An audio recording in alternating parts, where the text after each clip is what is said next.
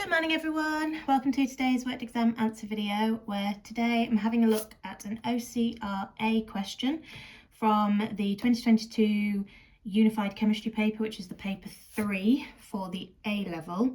Now some of the skills within this question are involving sort of the year 12 redox, writing half equation skills, but in part B we are going to need to also be aware of the electrode potentials work, which comes up in the year 13 aspect of the course. So if you're an OCR A student, year 12 students, you might be able to do this bit.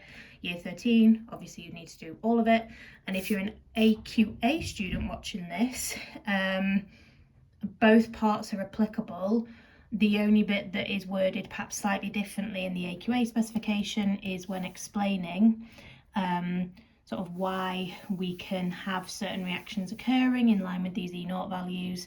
In the OCR A spec, you have to explain that using ideas about equilibrium, and you don't need to do that in quite the same way in the AQA specification. But in terms of the general understanding, everything here is also applicable to those of you studying AQA. So, in terms of this first question, it says a student analyses the redox reaction shown below. State symbols have all been omitted. So we've got three kind of half cell equilibrias with three E0 values, and the student concludes that different ions containing chromium can act as oxidizing or reducing agents. Using the term oxidizing agent and reducing agent and ideas about electrode potentials and equilibrium, explain how the student is correct and include overall equations. So there are clearly two chromium species in that middle equation. So we can have a think about what the Cr2O7 2- ions will be able to react with, and also think about what the Cr3+ ions will be able to react with. And this is where we bring in the ideas of these E0 values. So if I start with a solution containing Cr2O7 2- ions, those are going to be reduced because when they react to form the Cr3+ ions, they are gaining electrons. Now, if this reaction wants to go in the forwards direction, aka the equilibrium shifting over to the right, then this value needs to represent the fact that reduction is occurring, and with E0 values, the more positive the value, the more easily a substance will be reduced. So therefore, if we're saying that the Cr2O7 2- ions want to be reduced if they're moving in the forwards direction, we're going to need to find something that they can react with which will undergo oxidation, because we need to get redox reactions happening. So if we've got reduction in one of our half equations, we're going to need oxidation in the other. So that suggests that we're going to have to look at the top equation, because the E0 value for the top equation is less positive. In fact, it's not even positive, it's negative, and that is suggesting therefore that the ethanol will be oxidized if it is to react with the Cr2O7 2- ions. And that makes sense because this is an example of alcohol oxidation, and we would add acidified potassium dichromate in order to oxidize ethanol to ethanal, and the acidified potassium dichromate, these are the dichromate ions. So that's the first sort of redox reaction that will occur. Now, if the dichromate ions are being reduced, they are going to be acting as an oxidizing agent. An oxidizing agent will oxidize another species, and in the process itself be reduced. And so that hopefully all makes sense. I'll write all of that out alongside an overall equation, but to write any overall equations, we're going to be combining half equations, and we're going to need to make sure that we've got the right number of electrons on each side of our full equation so that they cancel out. And we'll do that together. The Cr3+ ions, it's going to be the complete reverse argument, because they're on the right hand side of that half equation. If I start with Cr3+ ions, they are going to want to be oxidized. they're going to react with water to form the dichromate ions, these H+ ions, and lose electrons in that process. So if this value is to represent the one, or if this value is to represent the half equation that's undergoing oxidation, we need to then use a more positive E0 value for the half equation undergoing reduction, which would be therefore looking at the bottom equation. And the FeO4 2- ions, they will be reduced in a reaction with the Cr3+ ions.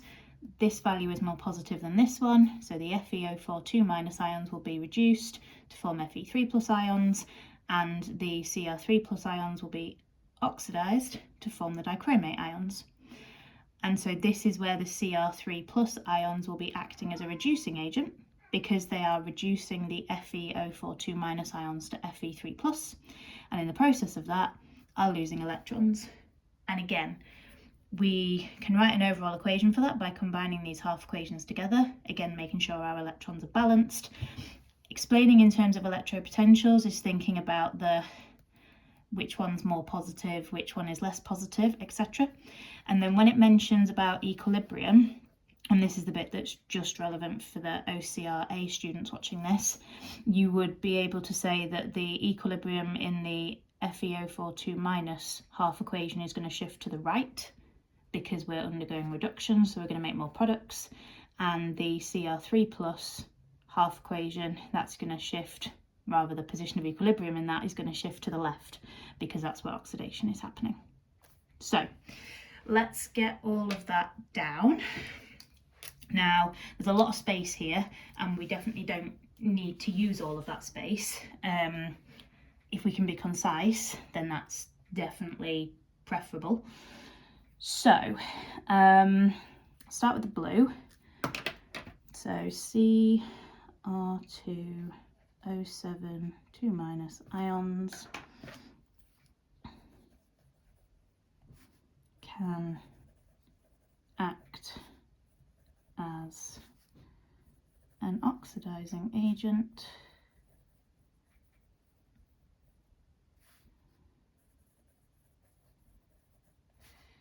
and oxidize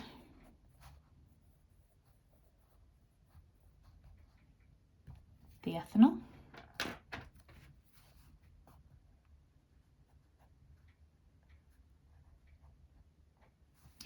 And then in terms of ideas about electropotentials, that happens because the E0 value for the Cr2O7 2- to Cr3+ half equation is more positive or greater than the E0 value for the aldehyde, the ethanal, to the ethanol E0 value. In terms of equilibrium, we could then say that the Cr2O7 2- to Cr3+ equilibrium shifts right.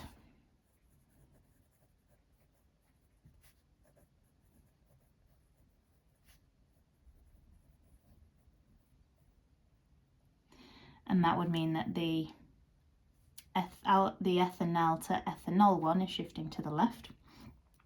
And then in terms of our overall equation, this is potentially going to get a little bit messy, because we're going to have to write this equation the other way around so that it actually represents oxidation, times it by 3, because we need to make sure that these electrons are balanced. And then it may be that we're going to need to cancel some species, because we're going to have H+ on the left and the right. So it's up to you as individuals how many of those steps you want to try and do all at once. A lot of students would probably find it beneficial to write the oxidation equation the right way round, so actually showing oxidation.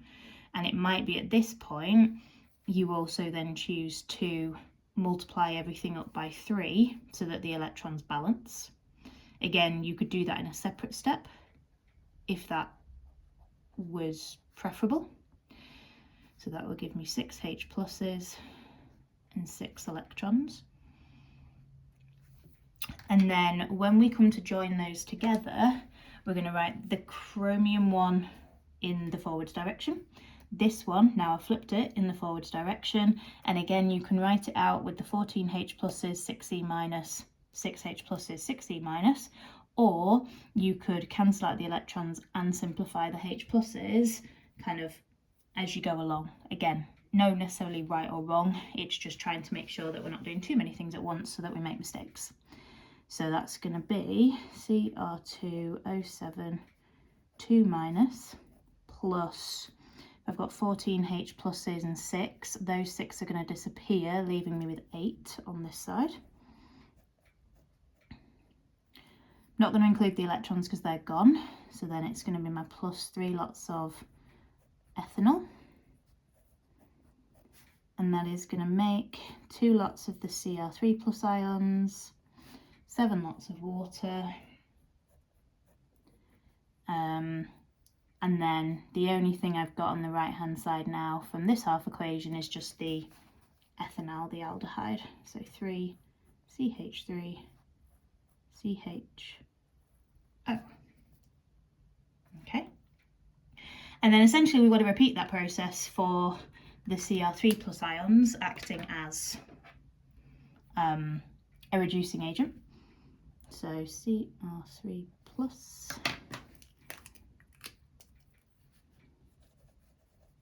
ions can act as a reducing agent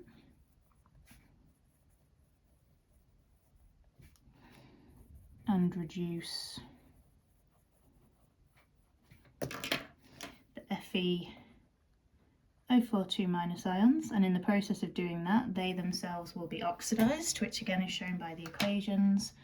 In terms of why it happens this way round, that is because the E0 value for the Cr2O72 minus to Cr3 plus half equation is less positive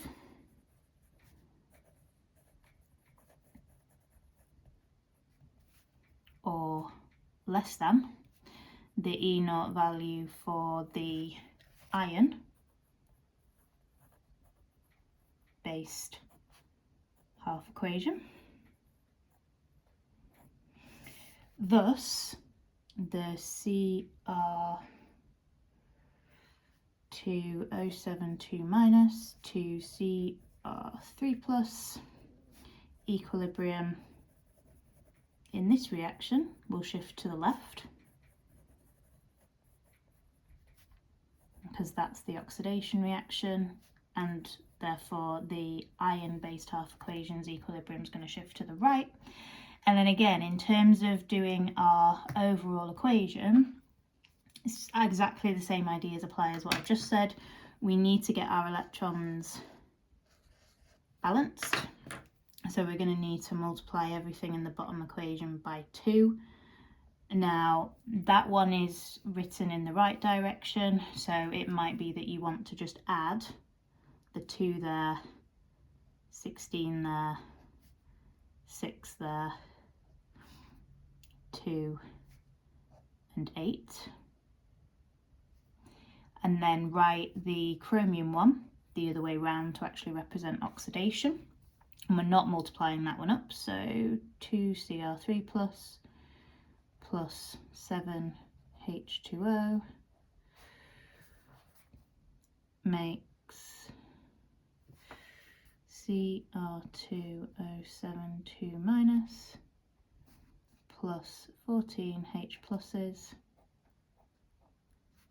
plus 6 electrons. And again, just like with the last equation, if you don't want to join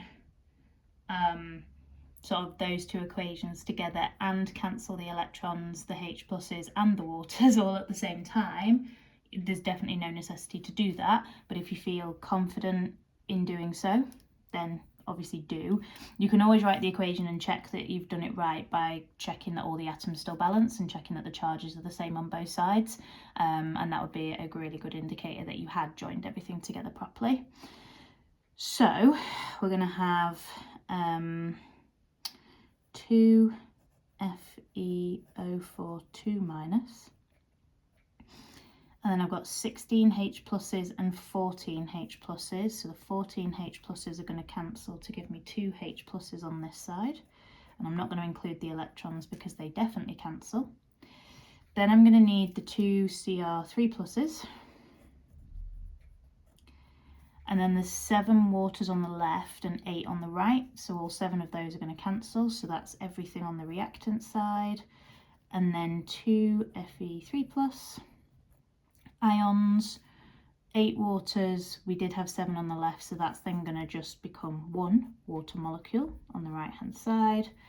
And then our Cr2O7 2 minus ion.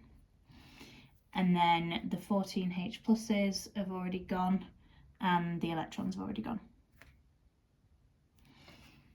And that will get us our 5 marks. So there were 6 marking points available for this. You would be obviously given a maximum of 5. So there were 2 marks for each correct equation, whereby you cancelled out all of the electrons and H pluses and water molecules where relevant. And then you got a mark for your explanation involving the E0 values / the equilibrium shifts. And then you got a mark for identifying what is going to be able to act as the reducing agent or the oxidizing agent in each case.